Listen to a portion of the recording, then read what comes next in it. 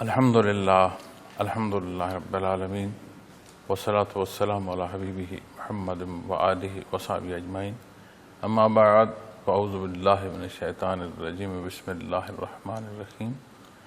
انا انزلناہ فی لیلۃ القدر وما ادراک ما لیلۃ القدر، لیلۃ القدر خیر من الف شہر، تنزل الملائکۃ والروح فیہا بإذن ربہم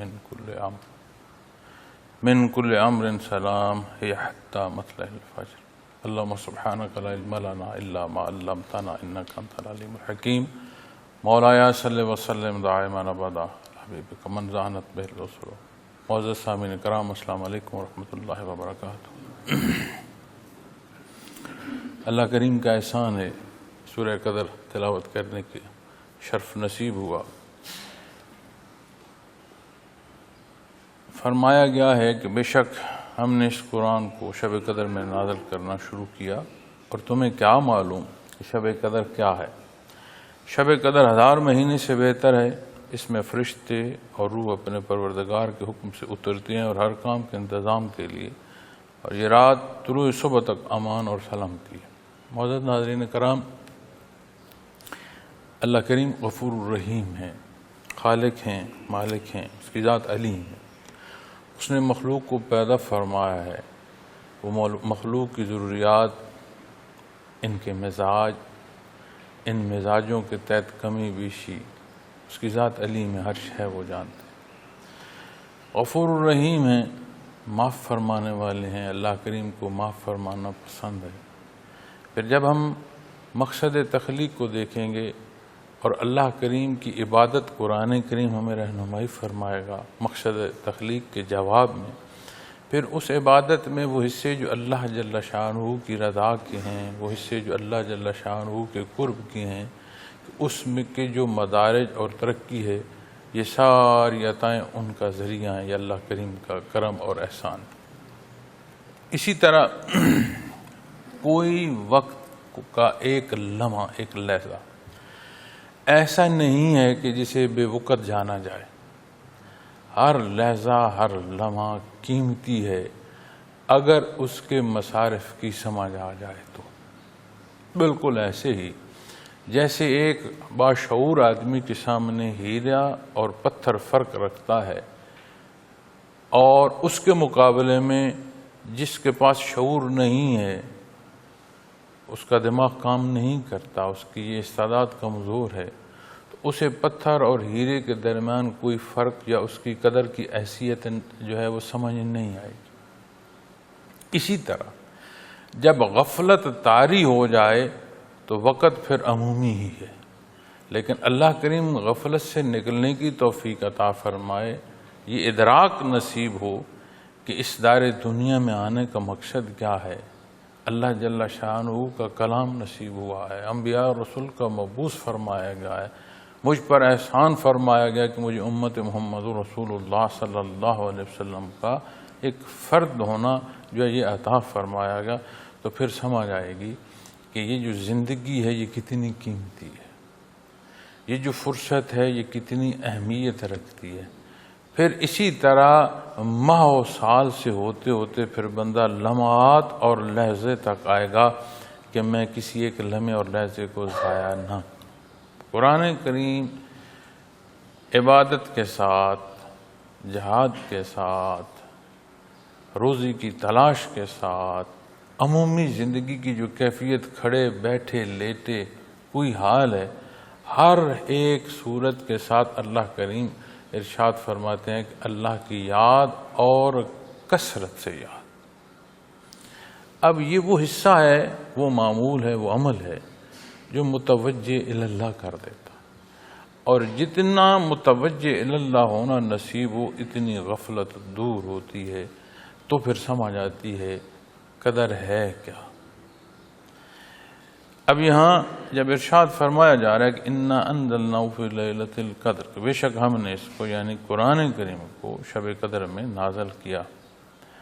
اب ابتدا نزول جو ہے قرآن کریم کی رات کو اللہ کریم نے وہ شرف بخشا، جیسے مہینے میں رمضان المبارک مہینوں کا سردار ہے، اسی طرح پھر راتوں کی سردار جو رات ہے وہ لیلۃ القدر ہے، اور یہ وہ رات ہے کہ جس میں اللہ کریم نے کلام ذاتی نازل فرمایا۔ اب اس پر جب مختلف بحث کی جاتی ہے، علماء کرام اپنی اپنی تحقیق اور آراء قرآن و حدیث کی روشنی میں پیش فرماتے ہیں، تو اس میں یک لحظہ اس کا نزول لوح محفوظ پر یا اس کی ابتدا، یہ دو گفتگو کے پہلو میسر آتے ہیں، لیکن جو چیز سمجھ آتی ہے کہ اللہ کریم نے کلام ذاتی کو جو نازل فرمایا لوح محفوظ پر، پھر ضرورت جو ہے اس کے مطابق قرآن کریم کا نزول ہوتا رہا۔ قرآن کریم کی آیات ہی اس کی شہادت دیتی ہیں دو پہلوؤں سے، ایک جو بار بار وحی الہی نبی کریم صلی اللہ علیہ وسلم کو عطا ہو رہی تھی اور آپ کے دل کو سکون بخش رہی تھی، ایک پہلو یہ، پھر ایک پہلو یہ کہ جہاں جو ضرورت پیش آتی تھی اس کے مطابق جواب جو ہے وہ بارگاہ ایزدی سے نصیب ہو جاتا، لیکن جہاں جس توقف کے ساتھ جتنی وحی الہی نازل ہوئی، تکمیل قرآن کے بعد پھر اس کی ترتیب وہ کر دی گئی جو لوح محفوظ پر اللہ کریم نے اسے محفوظ فرمایا ہوا ہے۔ تو یہ وہ رات ہے، وہ عظیم رات ہے جس میں اللہ کریم نے جو برات ہے، یہ جو بریت ہے آگ سے، اس کو عام فرما دیا، چونکہ تیسرا عشرہ جو ہے یہ آگ سے آزادی کا ہے، دوزخ سے بریت کا ہے، یہ تیسرا عشرہ۔ اب پہلے عشرے میں جب داخل ہونا نصیب ہوا تو اللہ کریم کی رحمت جو ہے اس کی آغوش نصیب ہوئی۔ اب جو رحمت نصیب ہوگی تو پھر ہوش آئے گا کہ یہ جو پچھلی زندگی بسر کرتا ہوا یہاں میں پہنچوں، یہاں کیا کمی بیشی، اور کیسا وہ خوش نصیب ہو کہ اسے اس کمی بیشی کی فکر کے بجائے پھر مزید آگے اپنے آپ کو دین اسلام پر پابند کرنا نصیب ہو، مزید محنت اور مجاہدہ نصیب ہو، اور وہ فرائض کی ادائیگی سے گزرتا ہوا نوافل عبادت کی ان حدوں تک پہنچے کہ جس کے انعام میں رب کائنات فرماتے ہیں کہ میں پھر اپنے بندے کی آنکھیں بن جاتا ہوں، اس کی زبان، اس کے کان، اس کے ہاتھ اور پاؤں ہو جاتا ہوں۔ اور اس حدیث شریف کی شرح میں جب علماء کرام تحریر فرماتے ہیں تو فرماتے ہیں کہ اللہ کریم کا یہ فرمانا کہ اس کی سمع و بصر کا ہو جانا، تو اس سے مراد یہ ہے کہ پھر وہ دیکھتا ہی اس شے کو جو اللہ کریم کو پسند ہے، جہاں اجازت ہے دیکھنے کی، اس طرف وہ نظر ہی نہیں اٹھاتا جو عند اللہ ناپسندیدہ ہے۔ سماعت کسی طرح، کلام کسی طرح، پھر جو وجودی طاقت ہے، ہاتھ اور پاؤں، ان کا استعمال بھی وہ حد شرعی کے اندر کرتا ہے۔ اب یہ وہ حصے ہیں جو اپنے فرائض کی تکمیل کے بعد پھر اللہ جل شانہ کی خوشنودی کے لیے، اس کی رضا کے لیے، اس کی قرب کے لیے، اور ایک بندگی کی تڑپ میں جب بندہ اختیار کرتا ہے تو وہ اسے اتنا پسند فرماتا ہے کہ اس کے مزاج کو، یعنی مزاج انسانی کو یہ شرف نصیب ہو جاتا ہے کہ وہ کام پسند کرتا ہے جو عند اللہ پسندیدہ ہے، ان حصوں تک رہتا ہے جن کی تعلیم نبی کریم صلی اللہ علیہ وسلم نے فرمائی۔ تو یہ وہ رات ہے جب اس رحمت کی آغوش سے بندہ نکلتا ہے اور دوسرے عشرے میں آتا ہے اور وہ ہوش میں پہنچتا ہے، ہم جیسے خطاکار، کہ کیا زندگی بسر کی، اس رحمت سے آ کر بخشش کی پھر وہ کوشش کرتا ہے، بخشش مانگتا ہے، غلطیوں کی بخشش کا احساس ہوتا ہے، اور وہ ایسا کریم ہے، اس نے پہلے ہی دوسرے عشرے کو بخشش کا نام عطا فرما دیا۔ اب بخشش دو پہلوؤں میں آئے گی، ایک بخشش تو وہ جو حصہ جو کلی طور پر، ایک وہ حصے ہیں جو یہاں ذیلی حصوں میں جہاں جہاں ادراک ہے اور ابھی فرصت ہے، اپنی زندگی بسر کر رہے ہیں، کتنی ہے اللہ بہتر جانتا ہے، لیکن ابھی فرصت ہے، ابھی دارالعمل میں ہیں، اس امتحان گاہ میں ہم ابھی اپنی زندگی بسر کر رہے ہیں۔ ہر حصے میں جب بات بخشش کی آئے گی تو پھر کوئی مہینہ ایسا بچتا نہیں کہ جہاں اس کا اطلاق نہ ہو۔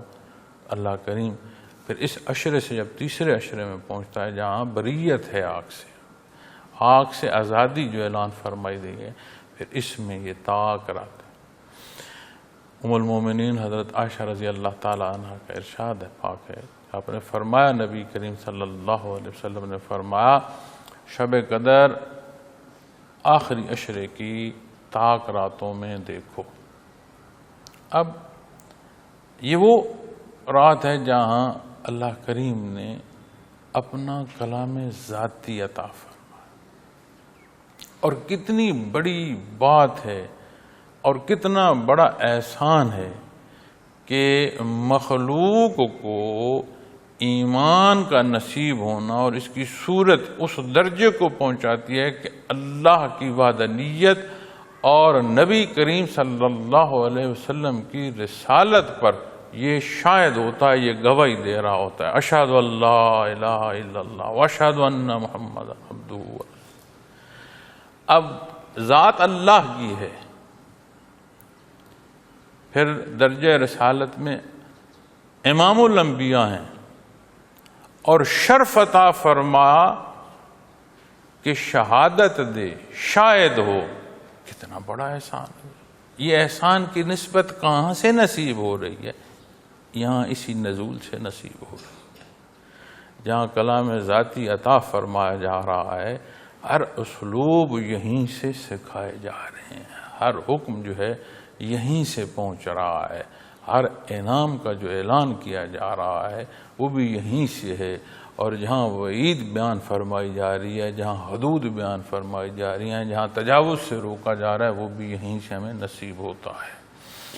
تو پھر اس رات میں جب پہنچتے ہیں تو اس سورہ قدر میں اس رات کے حوالے سے اللہ جل شانہ نے جو ارشاد فرمایا ہے کہ یہ وہ خصوصی رات ہے جس میں کلام ذاتی نازل فرمایا گیا، اس کی یہ برکت ہے، اللہ نے اسے پسند فرمایا۔ ایک بات یاد رکھنے کی ہے کہ کسی شے کی برکت یا کسی موقع کا بلند ہونا فی ذات نہیں ہے، اس رات کی بھی عظمت اس لیے ہے کہ رب کائنات نے اسے عظیم ٹھہرایا، اس نے اسے عظمت عطا فرمائی، اس لیے کسی شے کی نسبت کو اس کی ذات تک رکھ لینا یہ درست نہیں ہے، چاہے اس رات کو رواجن لے لیں، چاہے دین کے سیکھنے سکھانے کے حصے میں آ کر مرید پیر صاحب کو سب کچھ سمجھ لیں، چونکہ یہ سارے حصے اگر تو وہ جانے کہ اللہ جل شانہ کی طرف لے کر جا رہے ہیں، اس کے حکم کی طرف لے کر جا رہے ہیں، بات اور ہے، لیکن جب بات وہ فی ذات آ کر کسی نہج پر آ کر رکے گا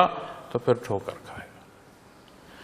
پھر یہاں جب یہ فرمایا گیا وما ادراک ما لیلۃ القدر، اور تمہیں کیا معلوم کہ شب قدر کیا ہے، یعنی اس کا احاطہ تمہارے لیے ممکن نہیں ہے، کہ کتنا کرم اور احسان ہے اس رات کا عطا فرمانا، اور پھر اس رات میں جو کچھ نصیب ہوتا ہے اور جو اللہ کریم کی عطا عام ہے، اس کا کوئی احاطہ نہیں کر سکتا۔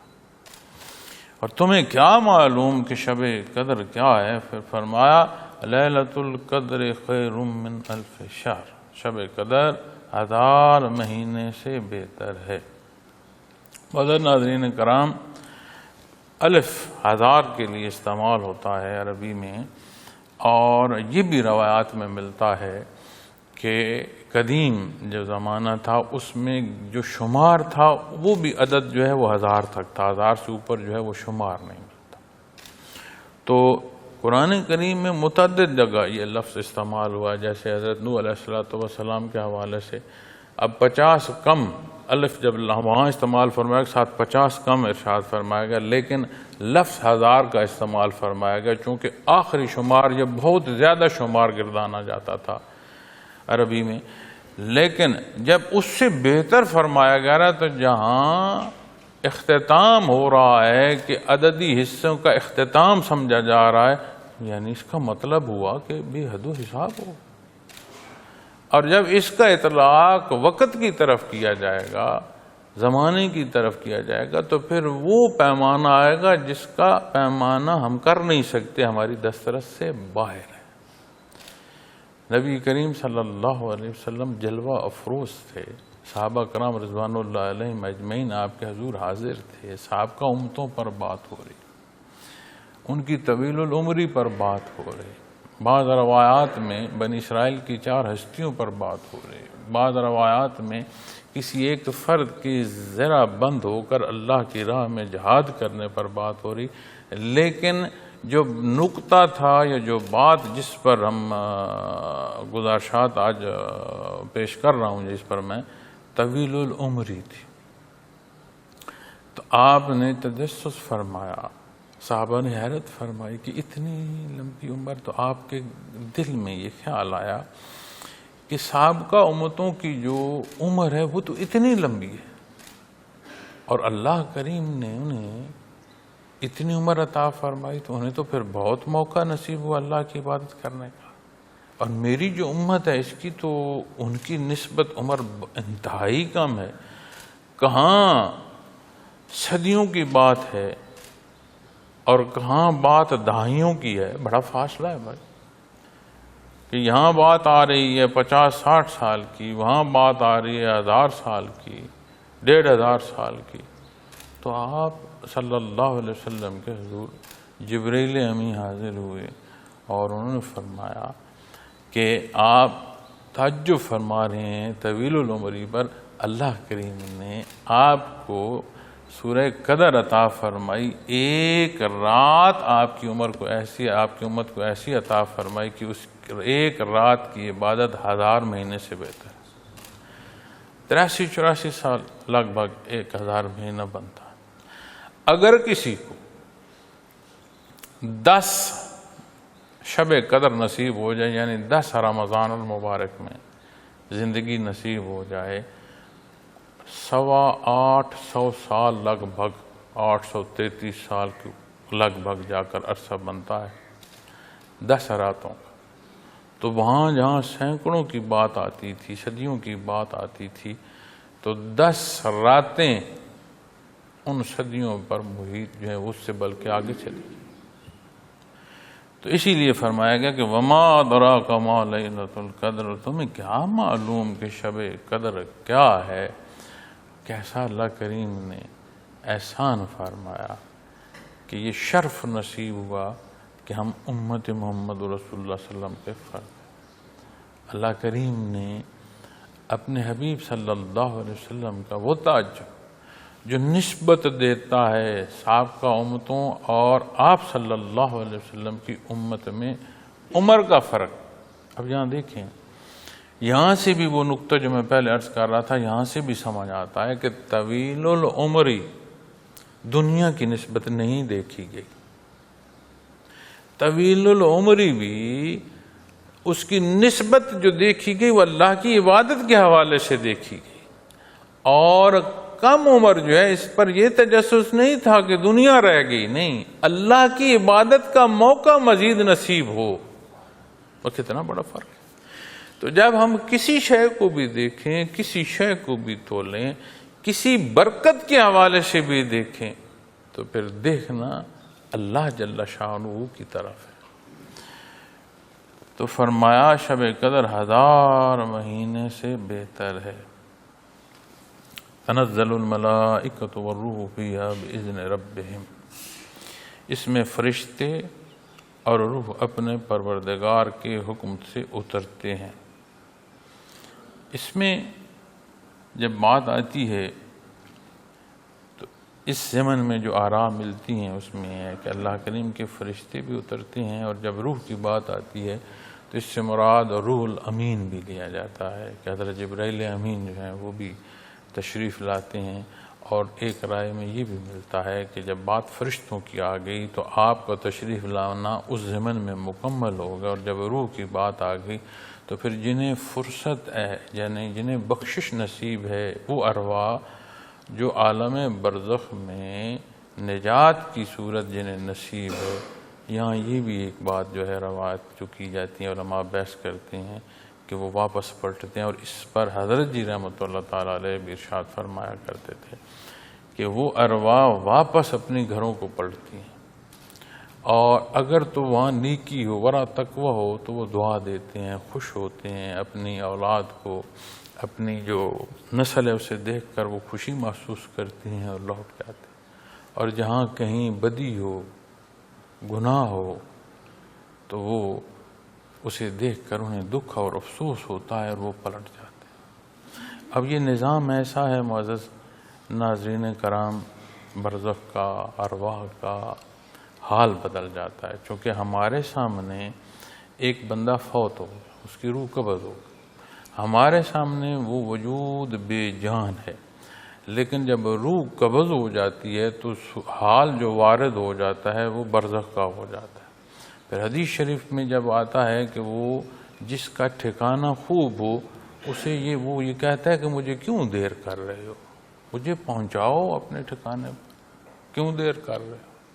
اور جس کے ٹھکانے میں سختی ہو وہ پہلے چیختا ہے کہ مجھے کہاں لے جا رہے، ادھر نہ لے کر جاؤ، بلاتا ہے، آواز دیتا ہے، لیکن وہ آواز انسان سن نہیں سکتا، حال بدل جاتا ہے۔ اسی طرح جب ارواح کی بات آتی ہے تو ارواح کا آنا، ان کا دیکھنا، اس کو محسوس کرنا، یہ وہ حصے ہیں جو اس عمومی حصے سے وہاں تک رسائی ممکن نہیں۔ پھر جب بات مشاہدات پر آتی ہے تو ہم وہ جو اس شعبے سے تعلق رکھتے نہیں ہیں اس پر بحث کرتے ہیں، اور پھر بحث میں اتنی سختی لے جاتے ہیں کہ ہر شے کا کلی انکار کرتے چلے جاتے ہیں، حالانکہ کسی شعبے پر بحث کرنے کے لیے اتنی استعداد درکار ہے کہ اس کے کلی طور پر اس کا احاطہ کر سکتا ہو، اتنا جانتا ہو کہ اس پر وہ بات کرنے کا اہل ہو۔ کسی کو یہ حق حاصل نہیں ہے کہ جو کھڑا ہو جائے اور وہ ایک فتویٰ جاری کر دے، لیکن جو فارغ و تحصیل ہوتا ہے، اس درجے کا علم حاصل کرتا ہے، اسے اتنی دسترس نصیب ہوتی ہے کہ وہ فقہ کو اس درجے کا جانتا ہے، تو پھر اسے اجازت ہوتی ہے کہ وہ کسی بھی فقہی مسئلے پر فتویٰ جاری کر سکتا ہے۔ جیسے ہر خاص و عام فتویٰ نہیں دے سکتا، اسی طرح جب کہیں بھی کوئی بحث غیر صوفیاء کے شعبے پر کرے گا تو اسے ٹھوکر لگے گی۔ اور میں پہلے کہہ کر آیا ہوں کہ بنیاد اللہ کی ذات ہے کہ ہر شے کا رخ اس کی طرف ہو۔ اب اس رخ کا تعین جو ہمیں نصیب ہوا ہے وہ در ہے نبی کریم صلی اللہ علیہ وسلم کا۔ ہم وحدانیت باری تعالیٰ پر جب بات کرتے ہیں تو جو درجہ رسالت ہے اس کا لحاظ چھوڑ دیتے ہیں۔ درجہ رسالت پر جب بات آتے ہیں تو جہاں بات حدود کی آتی ہے، وحدانیت کی، وہاں ہم جھول لینا شروع کر دیتے ہیں۔ اسی طرح جب خلفائے راشدین کے ساتھ اظہار محبت کی بات آتی ہے، اسی طرح خانواد رسول صلی اللہ علیہ وسلم کے ساتھ جب اظہار محبت کی جاتی ہے تو اظہار محبت ایک پہلو ہے، اور اس اظہار محبت کا رخ ایسا کر دیا جائے کہ باقی سب نفی کر دیا جائے، یہ درست نہیں ہے۔ ہر ایک کا ایک مقام ہے اور اللہ کریم نے عطا فرمایا ہے، اور اللہ کے بعد پھر کون ہوتا ہے کسی کے مقام کا تعین کرنے والا؟ پھر جو اسلوب نبی کریم صلی اللہ علیہ وسلم نے ہمیں عطا فرمایا، ان کا اطلاق ہر پہلو میں ہوتا ہے۔ بات ایمانیات کی آیت حدود و قیود وہیں سے ہیں، بات عبادات کی آیت حدود و قیود کا بیان وہی ہے جو آپ نے فرمایا۔ اسی طرح عملی زندگی کے حصوں کی، معمولات زندگی کی بات آتی ہے، اسلوب سارے وہ حق ہیں جو آپ نے فرمایا۔ اس کی کمی بیشی جیسے حضرت ابوبکر صدیق رضی اللہ تعالیٰ عنہ نے فرمایا تھا نا کہ دین میں ایک نقطے کی کمی یا زیادتی نہیں کی جا سکتی اور نہ برداشت ہو سکتی، اسی طرح یہی قانون آخر تک رہے گا، قیامت تک یہی اصول، یہی قانون۔ لیکن جب بات آتی ہے نا کیفیات قلبی کی، تو خیر القرون سے ایک نظام آ رہا ہے، صحابہ کرام رضوان اللہ علیہم اجمعین کی ہستیوں سے آ رہا ہے۔ صحابی رسول سے کا فرمان ہے کہ یا رسول اللہ صلی اللہ علیہ وسلم ایمان کیسے پایا؟ فرمایا معاشر برپا ہوتا دیکھ رہا ہوں، اہل جنت جنت جا رہے ہیں، اہل دوزخ دوزخ میں گر رہے ہیں۔ مدینہ منورہ میں کھڑے یہ کیسے تھے؟ حضرت علی کرم وجہ الکریم کا ارشاد ہے، آج قیامت قائم ہو جائے تو مجھے کوئی حیرت نہیں ہوگی، وہ سارا کچھ دیکھ رہا ہوں. اس درجے کا ایمان ہے کہ جیسے چیز روبرو ہو. حیرت ہوتی ہے کہ جس شے کے ہونے نہ ہونے کی ایک ایسی لچک ہو کہ مان رہا ہوں اور اس ماننے میں قوت نہ ہو، پھر ماننے کا ایک درجہ ہے، اس درجے کا اس سے زیادہ اس کے اندر قوت ہے جیسے ایسے ہم روبرو ہیں. آج قیامت قائم ہو جائے مجھے کوئی حیرت نہیں. ایسا پختہ یقین نبی کریم صلی اللہ علیہ وسلم کے ارشاد پر جیسی چیز سامنے دیکھ رہے. تو یہ وہ حصے ہیں جو ساتھ چلتے آ رہے ہیں. حضرت عمر فاروق رضی اللہ تعالیٰ عنہ مدینہ منورہ میں بیٹھے، یا سار الجبل کیوں ارشاد فرما رہے ہیں، کہاں مار کا برپا ہے، جبل کہاں ہے، یا سارے کہاں کمانڈ کر رہے ہیں، کیسے بیان فرما. تو انکار نہیں کیا جا سکتا. مخلوق بیٹھی ہے، وہی الہی نازل ہو رہی ہے، جبریل امین حاضر ہوئے، کوئی تو نہیں سن رہا. تو وراء الورا طریقہ ہے جس سے دین نصیب ہوا ہمیں. کسی ایک بندے پر، کسی ایک مخصوص حصے پر بات، ہاں میں دعویٰ کر دوں کہ جی میں یہ دیکھ رہا ہوں، مجھے اتنا نظر آیا، میں نے یہ انوارات، اس پر بحث ہو سکتی ہے، یہ غلط کہہ رہا ہے یا نہیں دیکھ سکتا. یہ اس شعبے پر جب بحث کرو گے تو اس کے لیے اس شعبے کا اس درجے کا حاصل ہونا ضروری ہے کہ اس پر بات کر سکو. اور مجھے تو جو زندگی آج تک کیا اسی شعبے میں وابستہ گزری ہے، خطا کار، کمزور، گناہگار ہوں، آج تک اس بات پر لب کشائی اس درجے کی کہ یہ ہے اور یہ نہیں ہے مجھے جرأت نہیں ہوئی. اتنی زندگی بسر کرنے کے بعد دنیا کے ایک سرے سے دوسرے سرے تک مخلوق خدا کو اس کی دعوت دیتے ہوئے، لطائف و مراقبات کراتے ہوئے بھی یقین مانے جرأت نہیں ہوتی کہ اس موضوع پر یہ بات حتمی کہی جا سکے. بے شک حد شرعی کے اندر ہے، اپنے آپ کو اس درجے کا نہیں سمجھتا کہ حد شرعی کی بھی اس درجے کی سمجھ ہو کہ اس کی حدود کا یہاں بیان کیا جا سکے کہ ہاں یہ ہے اور یہ نہیں ہے. چاہے جائے کہ اس شعبے سے تعلق نہ ہو تو پھر اس پر بحث ہو. اس لیے جب یہاں بات آتی ہے تو جب وہ لوگ فرماتے ہیں کہ ارواح آتی ہیں تو اس سے مراد کسی کے اعمال، کسی کے عبادات، کسی کا رخ تبدیل کرنا نہیں، وہ حصے ہیں جو مبہم ہیں. پھر ایک حصہ یہیں قرآن کریم جب بیان فرماتا ہے نا تکوینی حصوں میں جو ظاہری حصوں میں نہیں آتے، حالانکہ تکوینی امور کا تعلق پھر دائرے دنیا اور معمولات کے ساتھ ہی بنتا ہے، برزخ کے ساتھ نہیں ہے، لیکن وہ شے ہے جو ظاہراً نہیں ہے. حضرت خضر علیہ السلام کے واقعے میں پھر کیا ہے؟ حضرت موسیٰ علیہ السلام کلیم اللہ، یہ شرف نصیب ہوا. وہ دیکھ رہے ہیں کہ دوسرے کنارے پر جو ہے کشتی ضبط ہوگی، وہ دیکھ رہے ہیں کہ اس دیوار کا خزانہ جو ہے وہ ضائع نہ ہو، وہ دیکھ رہے ہیں کہ یہ کل نفاق پیدا کرے گا، فساد پیدا کرے گا.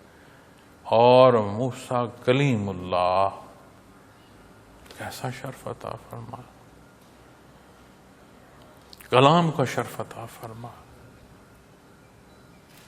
سوال پیش آیا، حاضر ہو، عرض کی، جواب ارشاد فرما، کلام فرمایا جا. تو اس شعبے میں تعلق اور یقین مانے جیسے میں عرض کر رہا ہوں نا، جتنی شناسائی ہوتی جائے، پھر ساتھی جب بات کرتے ہیں کئی دفعہ کہہ بھی دیتے ہیں، لکھ دیتے ہیں، روبرو کم کہتے ہیں، لکھ دیتے ہیں، ای میل کر دی، پیغام کر دیا کہ جی روضہ اطہر میں ہمارا بھی سلام عرض کیجیے. کوئی عمرے پر جا رہا ہے، کوئی حج پر جا رہا ہے، وہ کہتے ہیں جی وہاں حاضری پر ہمارے لیے بھی دعا کیجیے گا، ہمارا نام لے کر سلام عرض کیجیے گا. شناسائی بڑھتی جائے نا، زبانیں گنگ ہو جاتی ہیں. کلام ذاتی کوئی نہیں کر سکتا، کسی کے پیغام کون عرض کر پائے گا. مجھے نہیں یاد کہ جہاں جہاں مشائخ کا بیان ملتا ہے، مجھے نہیں یاد کہ دربار رسالت میں انہوں نے بات خود عرض کی ہو، ساتھ عرض کرنے کے لیے.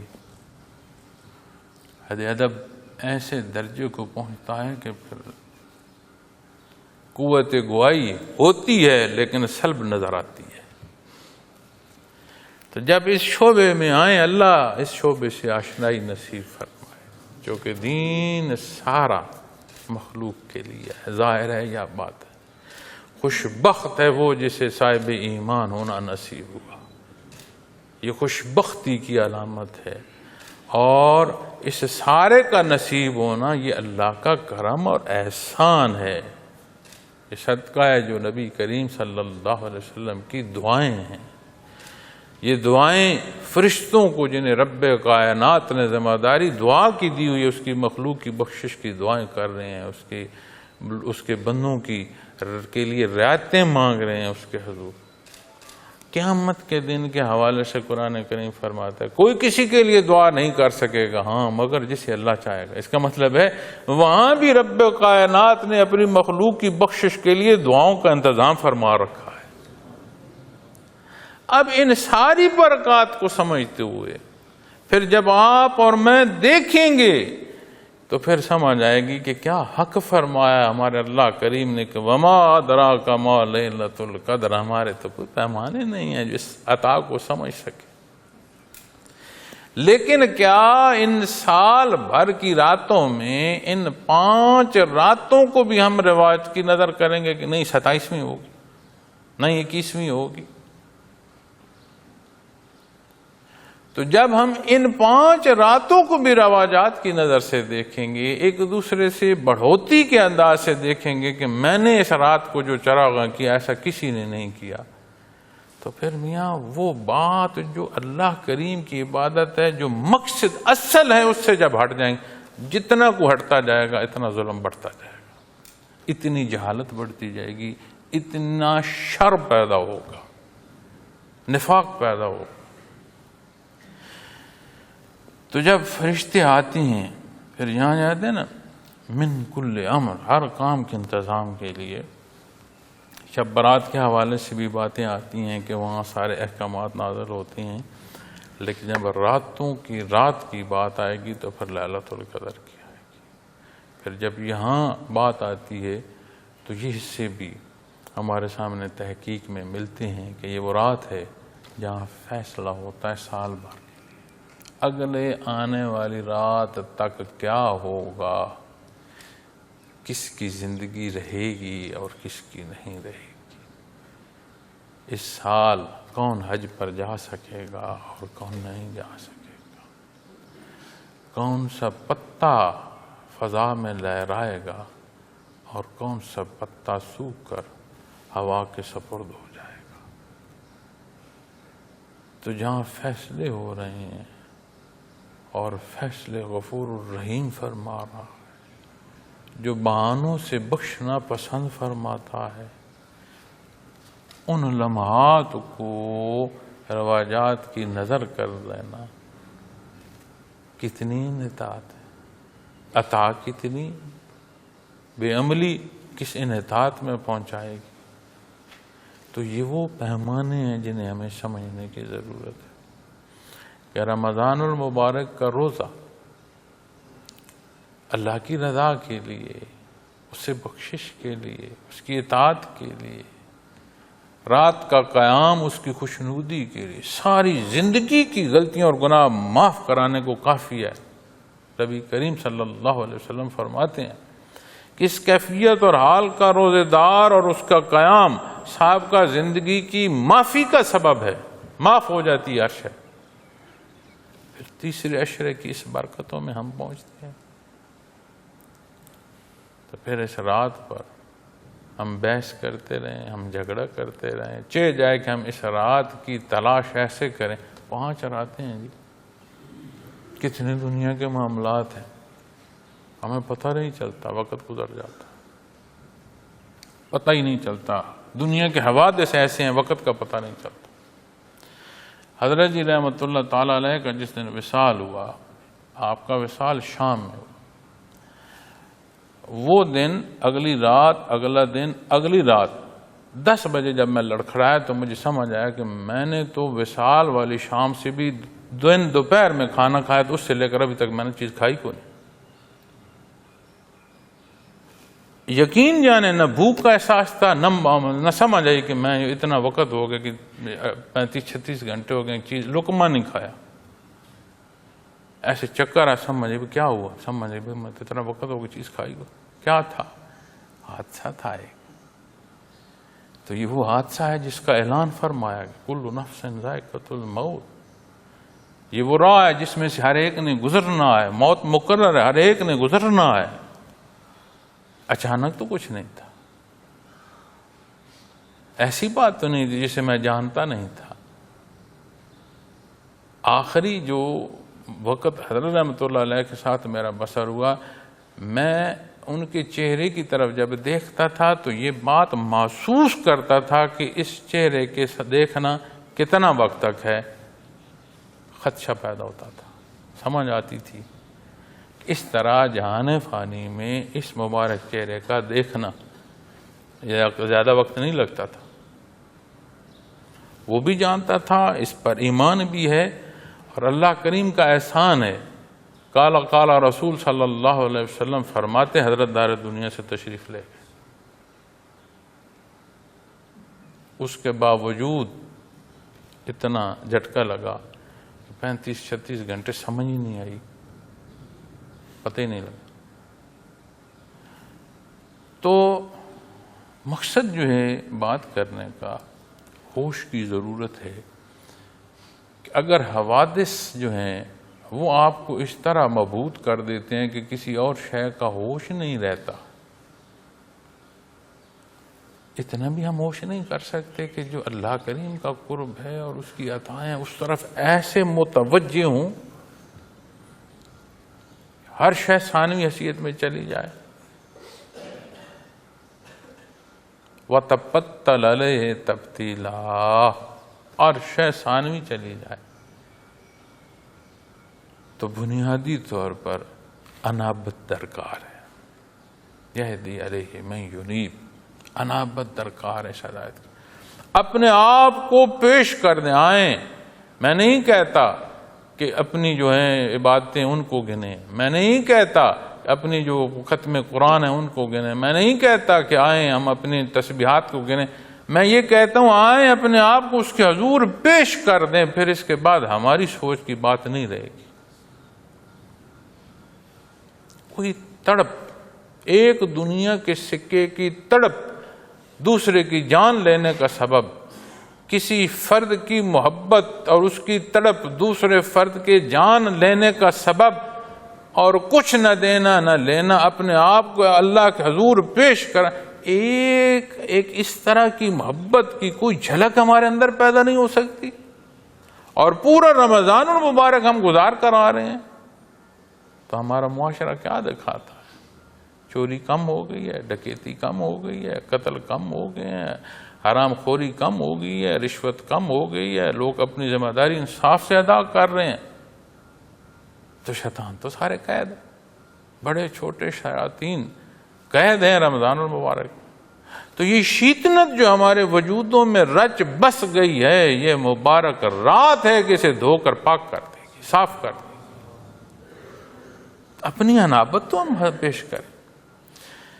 تو انتظامات میں جب بات آ رہی ہے، کائنات کا مالک ہے، ہوگا وہ جو اسے پسند ہے، جیسا وہ چاہ رہا ہے. پھر جب بات آتی ہے نا سلام، تو سلامتی ہے. حتی مطلع الفجر، طلوع صبح تک امن ہے، سلامتی ہے ہر پہلو سے. امان، جب بات آتی ہے نا کہ امان دی گئی، تو امان سلامتی کا سبب ہے، اور امان کا اعلان فرما رہا ہے رب کائنات. پھر سلامتی نصیب نہیں ہو، اس امان میں تو ہم داخل. رب کائنات ہماری کمی بیشیاں معاف فرمائے، ہمیں توفیق عمل عطا فرمائے. یہ وہ رات ہے جو شرافت، جس کے مفہوم میں قدر، شرافت والی رات، حکم والی رات. اور حضرت شیخ عبد القادر جیلانی رحمۃ اللہ تعالی علیہ فرماتے ہیں کہ یہ سید اللیالی ہے، راتوں کی سردار رات ہے. تو 2 راتیں گزر گئیں، 3 پیچھے. حضرت جی رحمۃ اللہ تعالیٰ علیہ یہ بھی فرمایا کرتے تھے کہ نبی کریم صلی اللہ علیہ وسلم کا فرمانا کہ یہ 5 راتیں تلاش کرو، اللہ نے ان 5 راتوں سے دنیا کو محروم نہیں رکھا۔ ہر طاق شب قدر ہے، اس کا علاقہ کون سا ہے، وہ دنیا کے کس حصے میں ہے، لیکن ہر رات میں اللہ نے مخلوق پر برکات عطا فرمائی۔ اب جہاں ہم بس رہے ہیں، جہاں ہم رہتے ہیں، جو 2 راتیں گزر چکی ہیں، اللہ جانتا ہے۔ اللہ کسی کو دکھا دے اس کا اپنے فیصلے۔ اب 3 بچتی ہیں، اور نبی کریم صلی اللہ علیہ وسلم کا فرمان ہے بندے مومن کی زندگی بھر کی کوئی ایک تسبیح شرف قبولیت پا جائے، اس کی بخشش کو کافی ہے۔ یہاں راحت ہے، رمضان ہے، آخری عشر ہے۔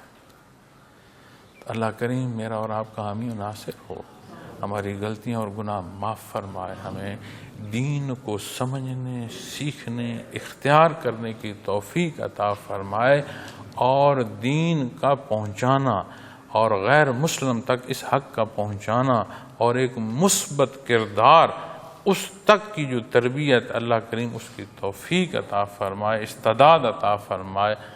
اللہ کریم میرا اور آپ کا حامی و ناصر ہو۔ وآخر دعوانا الحمدللہ۔